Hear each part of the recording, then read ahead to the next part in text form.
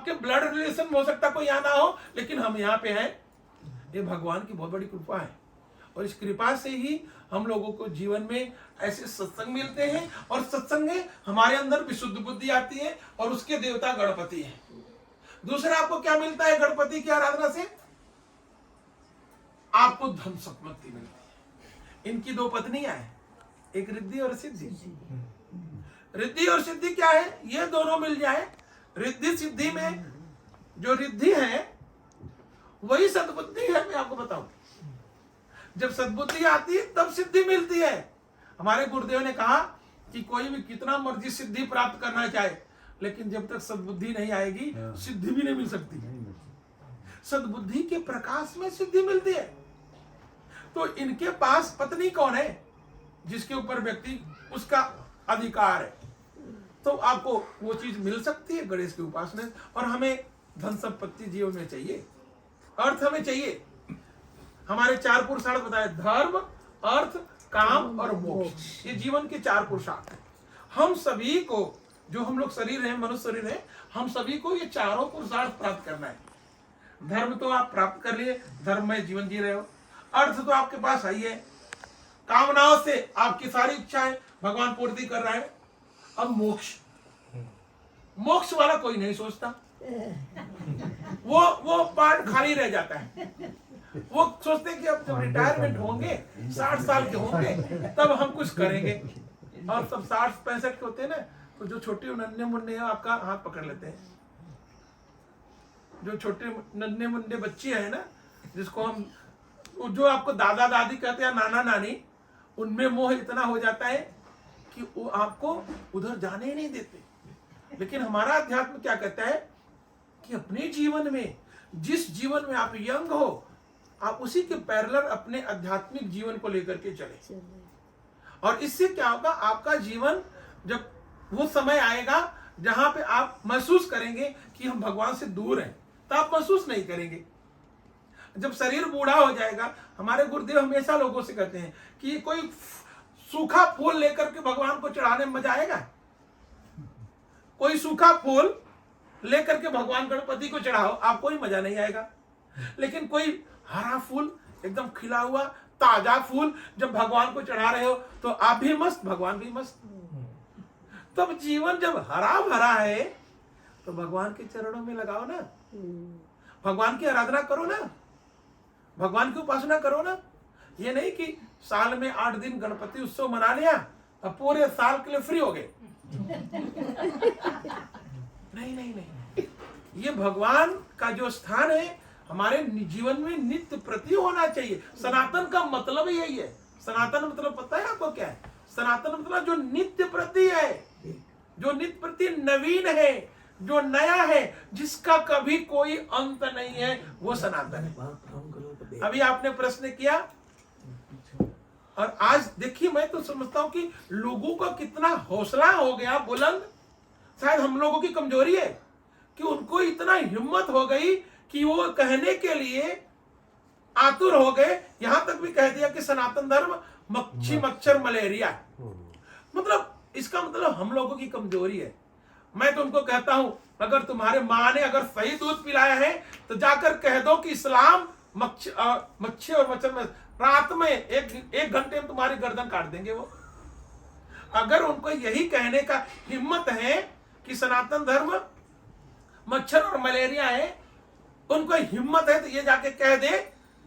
नहीं कह सकते। उनको पता है कि वो एक दिन में 1 घंटे में उनकी गर्दन काट कर फेंक देंगे, उनके पूरे परिवार को काट देंगे। अगर ये कह दें इस्लाम मलेरिया है, इस्लाम मच्छर है, वो नहीं कह सकते। हम लोगों को, क्योंकि हम कहीं ना कहीं हम एकजुट नहीं है, हमारे में कहीं एकता नहीं है।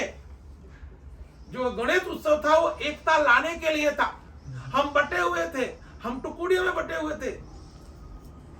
तो हमारे महापुरुषों ने, हमारे उन राष्ट्र के रक्षकों ने ऐसी योजना बना के हमें एक मंच पर लाया, हमारे एकता की। और हमारे ऋषियों ने कहा, वीर भोग्या वसुंधरा, कि जो वीर है वो इस धरती का भोग करेगा। हम क्यों, हम तो छोटी बातों पे नाराज हो जाते हैं। हम इस घर में आए, अगर किसी ने ध्यान नहीं दिया तो हम मुंह फुला लेते हैं, हम कहते हैं हम नहीं आएंगे कल। हम देखिए मैं आपको बताऊं, भगवान के पास दुख नहीं है। क्या आप सोचते हो भगवान के पास दुख है? कोई भी बताए परमात्मा के पास दुख है, लेकिन आपके जीवन में दुख कहां से है? आप परमात्मा के संतान है कि नहीं, ये मानते हो कि नहीं? हम सभी परमात्मा के संतान है, ये तो हम सभी सनातनी मानते हैं ना। जब परमात्मा ने आपको पैदा किया है तो परमात्मा कभी चाहेगा कि उसके संतान दुखी रहे? कौन से ऐसा माता पिता है जो ये चाहता हो कि उसके बच्चे दुखी हो? कोई ऐसा नहीं है ना। तो परमात्मा क्यों चाहेगा कि हम लोग दुखी हो? तो इसका मतलब ये क्लियर है कि परमात्मा दुख नहीं देता।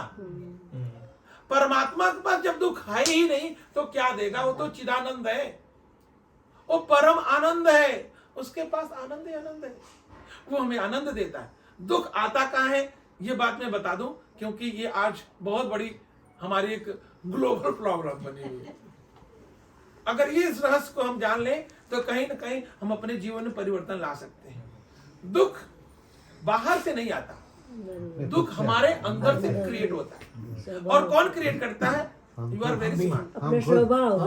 हम खुद यस, अपना स्वभाव वी आर क्रिएटिंग हम खुद प्रॉब्लम। या और किसको हम ब्लेम करते हैं? परमात्मा दूसरे को और परमात्मा को।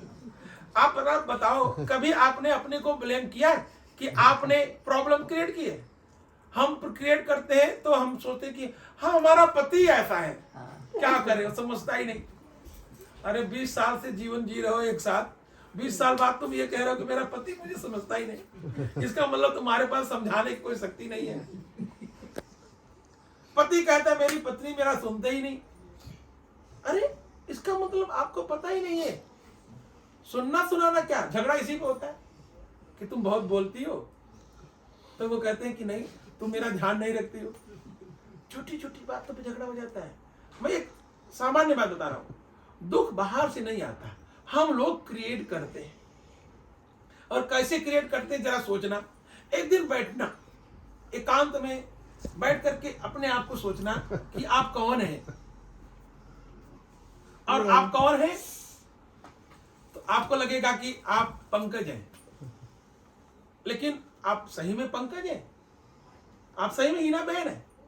सोचना तो आपको पता लगे कि नहीं, ये तो आपकी माँ ने पिता ने एक नाम दे दिया तो आपकी एक आइडेंटिटी बन गई कि आप हीना बहन हो, ये पंकज जी। लेकिन इसके पीछे क्या हो? आप एक आत्मा, एक सोल हो, जो रियलिटी ऑफ लाइफ में बता रहा हूं। और अब हम लोग तो बहुत सरल शब्दों में आपको क्लियर कर देंगे who are you and what is your destination, why you came in this human form and what is the your destination of life. यही मस्ती मार कर नाच कूद करके जाएंगे, यही सेलिब्रेशन करके। मैं तो कहता हूं you have every day celebration in your life. ये गणेश उत्सव एक दिन एक सप्ताह का नहीं है। Every day you have to celebration in your life. If your house Ganesh था, आपके घर में गणेश भगवान है, every day you will celebrate. रोज लड्डू खिलाओ, रोज खाओ। ये कौन खाएगा? भगवान खाएंगे, हम लोग ही खाएंगे। लेकिन भाव क्या है? प्रसाद। अब ये प्रसाद बन जाएगा तो हमारे अंतःकरण की हीलिंग करेगा। यही हमारा जीवन का लक्ष्य है। हम वो नहीं है जो हम सोच रहे हैं। और हमें लगता है कि हर एक व्यक्ति सोचता है कि हमसे सुंदर कोई है ही नहीं। जब हम शीशे के सामने खड़े होते मेकअप करके तो हम देखते कि वाह कितना सुंदर मैं हूं। चलो कोई बताओ, कोई ये नहीं सोचता कि मैं सुंदर नहीं हूं। हर एक व्यक्ति, और सही में भगवान ने सबको सुंदर बनाया। यदि आपका चरित्र सुंदर है तो आप सुंदर है, आपके विचार सुंदर है तब आप सुंदर है, आपका कैरेक्टर प्योर है तब आप सुंदर है, आपका खान पान सही है तब आप सुंदर हैं, आपके अंदर संस्कृति संस्कार है, बड़ों के प्रति सम्मान है तो आप सुंदर हैं। नहीं तो कहते अम्मा आप चुप रहो। बड़ों को तो आजकल चुप करा कहते आप कुछ मत बोलो। वो बेचारे मौन व्रत धारण करके बैठे रहते घर में, क्योंकि हमें अपनी मर्जी से करना। ये सब चीजें जो दुख का कारण ये सब भी है। वो जो बड़े बैठे हैं उनका सम्मान ही नहीं घर में, या कहेंगे कि इनको ओल्ड एज। हमारे भारत में कभी ये परंपरा नहीं थी, लेकिन आज वहां पर भी ओल्ड एज होम बनने लगे। क्यों? क्योंकि बच्चे विदेश में फ्रीडम ऑफ लाइफ चाहते हैं, घूमना फिरना चाहते हैं। रात में जब 11 बजे रात क्लब से आएंगे और माँ पूछ लेगी कहाँ थे, वो नहीं चाहते कि मेरी माँ पूछे। ये भी एक बड़ा दुख है। इसलिए माँ को दूर ही रखो, माँ को कुछ पता ही नहीं चले, पूछे ही नहीं। जो मर्जी हमें करना है। बच्चे इसीलिए क्या हो रहा है, बच्चे इसलिए अलग हो जाते हैं ना। जहाँ शादी ब्याह हुआ, जहाँ एक आई, तहाँ वो अपना फ्लैट पहले देख लेते हैं, क्योंकि वो दे डोंट वांट आपके साथ रहना नहीं चाहते। ये सब सारी समस्याएं जो है, ये हमारे जीवन के लिए एक बहुत बड़ा रोग बन गई है। हमारे जीवन में दुख यहीं से आता है जहां से हम क्रिएट करते हैं, हम सोचने लगते हैं, हम अंदर भरने लगते हैं। आपके अंदर 10 प्रकार का, अगर शरीर में रोग पहले नहीं आता, मन में आता है रोग, पहले विचारों में आता है, और फिर जब उसको निकालते नहीं तो धीरे धीरे वो बीपी बन जाता है, धीरे धीरे वो शुगर बन जाता है, धीरे धीरे वो किडनी की प्रॉब्लम क्रिएट करता है, सब कुछ। इवन मैं आपको बताऊं, मैं तो उस पर रिसर्च किया हूं, मैं एनाटॉमी फिजियोलॉजी का स्टूडेंट रहा हूं, और मैं टीच भी करता हूं पूरी ह्यूमन साइंस और ह्यूमन बॉडी। तो जो बॉडी है ना, आप भोजन करें, और भोजन करने के बाद आपको अगर टेंशन है ना, चिंता है किसी बात की, तो वो भोजन डाइजेस्ट नहीं होगा, और उस भोजन से कैल्शियम, विटामिन, मिनरल आपके बॉडी में नहीं बनेंगे।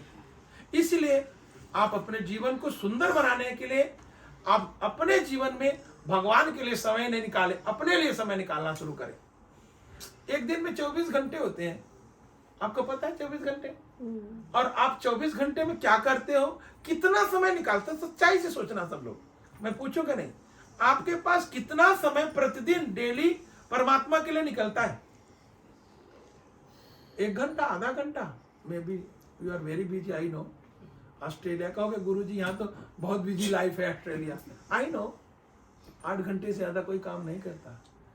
8 घंटे ही काम, नौकरी पे 2 घंटे जाने में लगता होगा, 10 घंटे, 2 घंटे और 12 घंटे, 24 घंटे में 12 घंटे निकाल दो, 12 घंटे तो बचते हैं। 8 घंटे सो जाओ, 8 घंटे से ज्यादा नहीं सोना है। 12, 8, 20, 4 घंटे भी बचे हैं। 2 घंटे फोन करने में लगा लो, फैमिली को व्हाट्सएप करने में, सोशल मीडिया आजकल सबके पास आ गया है, ये भी एक काम बहुत बड़ा हो गया है। लास्ट का 2 घंटा खाने में, हाँ, खाना भी तो बचा ही नहीं, फिर तो बचा ही नहीं। खाने के लिए 2 घंटा, खाने के लिए 2 घंटा, फिर तो हो गया, शरीर नहीं रहेगा। 2 घंटा कहाँ खाओगे? तो फिर हमें अपना कुछ समय निकालना है। और क्यों निकालना है, एक लास्ट अंतिम बात मैं बता दूंगा, आप लोग सोचना। परमात्मा के लिए क्यों समय निकालना है? कुछ नहीं करना है, समय निकाल करके, जैसे आपके घर में गणेश जी की कोई भी मूर्ति हो जिसको आप बहुत लाइक करते हो, उसके पास में बैठ जाइए, बैठ जाकर के ओम चैंटिंग कीजिए। उस मूर्ति का ध्यान करते करते, जैसे गणेश जी की मूर्ति है तो गणेश जी के पूरे चरित्र पर अपना कॉन्सेंट्रेट करते हुए, या गम गणपतये नमः जो उनका बीज मंत्र है वो बोलते हुए आप श्वास अंदर भरना शुरू करें। 10-15 मिनट में आपका मन शांत हो जाएगा। आपके अंदर कोई स्ट्रेस है, आपके अंदर किसी बात की कोई पीड़ा है, कोई भी समस्या, कोई रोग है, आप देखेंगे धीरे धीरे वो रिलीज होगा। और मैं इसलिए कहता हूं लोगों को कि परमात्मा आपको सब कुछ दे रहा है। सबसे बड़ी चीज, आप जो ऑक्सीजन ले रहे हो वो कौन दे रहा है? परमात्मा। और 1 मिनट में कितनी बार लेते हो श्वास? 72। नहीं माता जी, 72 का। 1 मिनट में कितने बार ब्रीद इन करते हो? 15-20 15 10 से 15, 36 30 नहीं 15 बार। इतनी बड़ी चीज किसी को पता ही नहीं। श्वास लेते हो कि नहीं? 15 से 21 बार नहीं। आप लोग श्वास लेते हो कि पहले ये बताओ, लेते हो ना? पक्का? काउंट नहीं किया। काउंट नहीं किया। क्यों? पता है क्यों? क्योंकि पैसा नहीं लगता ना। अगर यही पैसे लगते ना तुरंत काउंट हो जाता। एक मिनट कितना हो गया? अब देखिए, आप लोग देखिए कितनी बड़ी चीज है। ऑक्सीजन कितनी इंपॉर्टेंट, श्वास मतलब प्राण है आपका, श्वास प्राण है ना। और हम 1 मिनट में कितनी बार लेते हैं हम कभी नहीं काउंट करते। ऐसा क्यों होता है? क्योंकि हमने उसकी कोई वैल्यू नहीं दी है। कितनी बड़ी चीज है, आप जरा सोचिए। और कौन दे रहा है ये? भगवान। बस ये बात, 2 बात ये मैं कहूंगा, इसको आप आज अपने मन में बैठा लेना। ये एक ऋषियों का संदेश है। परमात्मा आपको श्वास दे रहा है और एक हेल्दी व्यक्ति 1 मिनट में 12 से 15 बार श्वास लेता है, ध्यान रखना, अब भूलना नहीं। 12 to 15 time you are taking breathing from outside in 1 minute. In 1 hour 900 time you are taking. In 1 day you are taking 23,600 time breathing in 1 day, 24 hours. Every day 23,600 श्वास लेते हो प्रतिदिन। और ये कौन दे रहा है? परमात्मा। अब आप उसको क्या दे रहे हो? कुछ नहीं। प्रसाद है। तो अभी खाओगे, अभी आप भी खाओगे, खाने खाएंगे। वो भी देखो, नो चीटिंग, गणेश जी से चीटिंग नहीं नहीं नहीं। हाँ? क्या हम परमात्मा को कुछ नहीं, और परमात्मा आपसे कुछ चाहता भी नहीं, क्योंकि परमात्मा है। वो क्या चाहता है मैं आपको बताऊं, वो ये चाहता है कि हमारे बच्चे हमसे जुड़े रहें, खड़ा होने के हमारे बच्चे हमारा ध्यान करते रहें।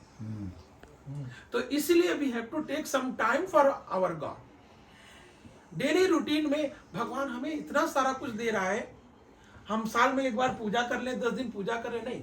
रूटीन हमारी डेली होनी चाहिए कि प्रतिदिन, क्योंकि वो आपको श्वास प्रतिदिन दे रहा है, दिन में भी दे रहा है, रात में भी दे रहा है। ऐसा तो नहीं है रात में बंद कर देता है, ऐसा तो नहीं है ना, स्विच ऑफ नहीं होता है। स्विच ऑफ नहीं होता ना, पक्का। वो आप सो जाते हो और जब आप अपने आप को भूल जाते हो कि आप कहाँ हो, तब भी वो आपको भूलता नहीं। या तभी भी चालू। आप देखिए कितना वो दयालु है, लेकिन हम उसको भूले बैठे हैं। हमारे पास डेली रूटीन में 24 आवर्स में we don't have fix time. खाने का टाइम फिक्स है, ब्रेकफास्ट 8 बजते ही भूख लगने लगती है, चूहे कूदने लगते हैं, डिनर लंच सब फिक्स है। लेकिन हमारे लिए, भगवान के लिए समय फिक्स नहीं है। You have to fix a time for your God, that is the love of God. वो भगवान का सही प्रेम है। ये सब जो हम लोग प्रक्रिया कर रहे हैं, ये हमारे कर्म की एक प्रक्रिया है जो हमारे ऋषियों ने, संतों ने, महापुरुषों ने शुरू किया है। ये भी हमें करना है। ये हमारे कर्म योग है, कर्म भोग नहीं है। ये सब कर्म योग में आता है। इससे करते हुए हमें जीवन में संतुष्टि मिलती है, एनर्जी मिलती है, जैसे मैंने आपको बताया, पॉजिटिविटी मिलती है। बट डेली रूटीन में हमें फिक्स टाइम, चाहे 10 minute, 20 minute, 30 minute, we have to take time and just sit comfortably and think about which God you like. You like Bhagwan Ram, you have to think about Ram, Om Ram Ramaya Namah. You like Bhagwan Shankar Ji, Om Namah Shivaya, Panchakshar mantra, you have to chant that mantra. Or you like Ma Durga, Bhagwati, Om Aim Hrim Klim Chamundaya Vichi. Navan mantra. There are so many which mantra, but you have to start and take that blessings, that connection with your God. और वो connection आपको आपके जीवन के जो real में destination है वहां तक ले जाएगा। अन्यथा आपका जीवन तो पूर्ण होगा, लेकिन अंतिम में आप पछताएंगे तो मैंने तो कुछ नहीं किया। आप 1 मिलियन कमा लो, 20 मिलियन कमा लो, आपका सब यही रह जाएगा। आपके अंदर अगर गले में सोने की चैन पहननी होगी ना, वो भी बच्चे निकाल लेंगे, ये स्वार्थी निकाल लेंगे। सच्चाई बता रहा हूं। ये कहेंगे, छोटा वाला कहेगा पिताजी मुझे देना चाहते थे, ऐसे ही कल्पना करके बता देगा। कोई नहीं छोड़ता, आपके पास तो वो भी नहीं जाएगा। आप, ये संसार की सच्चाई है। इस सच्चाई को प्रतिदिन जब याद रखोगे तो आपके जीवन में काम, क्रोध, मोह, लोभ जो शत्रु हैं आपके जीवन के, ये समाप्त हो जाएंगे और आप अपने जीवन से परमात्मा को सही रूप में उनकी आराधना करते हुए अपने जीवन के जो रियल डेस्टिनेशन है, जो सही में आपके जीवन का लक्ष्य है, जो मैं पहले बताया मोक्ष, उस रास्ते पे चल करके आप उसको प्राप्त करेंगे। हम संत ऋषि गुरुजन आपको वही रास्ता, जीवन का सही रास्ता बताने के लिए ही आपके मध्य में उपस्थित हुए हैं। जो बातें अच्छी लगेंगी वो आप ले लेना, जो बुरी लगेंगी अभी हमें दे देना, हम लेंगे। बोलो गुरुदेव की। बहुत ही अच्छा, आप सभी की एनर्जी के साथ मुझे जुड़ने का अवसर मिला। हम लोग एक बहुत ट्रेडिशनल वैदिक परंपरा के, ऋषियों की परंपरा में हम लोग संन्यास्त हुए हैं उसमें, और आज इस परिवार में आकर के सही में गुजरात के लोग की जो श्रद्धा होती है ना, मैं तो बहुत घूमा हूँ सौराष्ट्र, इधर सूरत से लेकर के अहमदाबाद, बहुत हमारे संत उधर के भी बड़े बड़े जो गुरु गादी जिनकी है, वो लोग भी समय समय पे प्रोग्राम होता है तो बुलाते रहते हैं। और जो गुजरात के बड़े संत हैं, मुरारी बापू, ये सब लोग, जैसे रमेश भाई भोजा तो उधर महाराष्ट्र के उधर से हैं, बट ऐसे लोग भी बहुत हमारे साथ सब लोग जुड़े हुए हैं। हम एक आत्मा भिन्न संत की तरह रहते हुए उनके साथ समाज में ऐसी चेतना और जागृति को फैलाने के लिए कार्य कर रहे हैं। और आज आप लोगों के साथ आकर के मुझे बहुत अच्छा मिला कि आपके घर में संतों का भी सम्मान है। नहीं, कुछ लोग कहते भैया ये तो फैमिली फंक्शन है, हम जिसको नहीं जानते उसको नहीं बुलाएंगे। सही में हमें पता है, लेकिन हमारी हीना बहन जो संतों को सही में अपने जीवन का एक आधार बनाकर जीती है, ये स्वयं दोनों एक संत हैं। हम तो ऐसे मानते, कपड़े से संत कोई नहीं होता। मैं आपको बताऊं, हमारी ट्रेडिशन में आप इसी वस्त्र में, इसी कपड़े में, ऐसे वेशभूषा में एक संत से भी हायर लाइफ जी सकते हैं। और ऐसे बहुत से उदाहरण हमारे मिलते हैं। और आज मैं आया, जब इनको देखा, इनके पतिदेव को पहले इनको मिला, तो मैं समझ गया कि हाँ मैं किसके घर आया हूँ। कभी कभी गड़बड़ भी हो जाता है, हम कहीं जाते हैं तो अनकंफर्टेबल फील करते हैं, जहाँ पे लगता है कि नहीं, खान पान या कुछ ऐसे लोगों का एनर्जी होती है, हम लोग थोड़ा उससे सावधान रहते हैं। फर्क तो कुछ नहीं पड़ता, बट जितने देर रहते हैं थोड़ा अनकंफर्टेबल रहते हैं।